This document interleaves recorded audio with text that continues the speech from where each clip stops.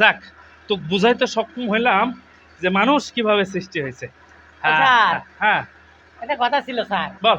আমার আব্বা তো কয় স্যার মানুষ নাকি বানর থেকে সৃষ্টি হয়েছে স্যার। ওরে বানর না হনুমান থেকে সৃষ্টি হয়েছে, এটা তোদের পারিবারিক বিষয় বাবা, এটা তো আমি বলতে পারবো না, তোর বাপ দাদারা বলতে পারবে।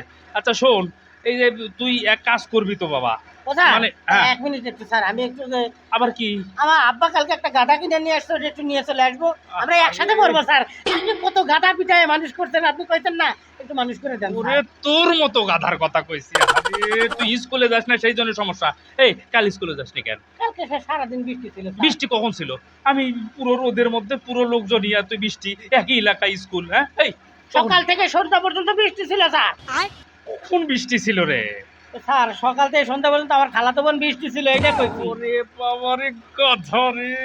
আচ্ছা শোন, কালকে ক্লাস মিস করবি না, কালকে কিন্তু সূর্যের উপরে ক্লাস নেব। আমি তো যাবই না স্যার, কালকে এমনি যাই না কেন? স্যার। ওই সূর্যের উপর বসলে আমার পেছনে তো স্যার ফুলে ফুলে তেলা ইয়ে গরমাই ওরে তুই আসলেই গাধা।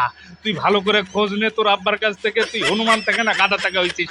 গাধা কোথাকার, বোঝেও না ক্লাস।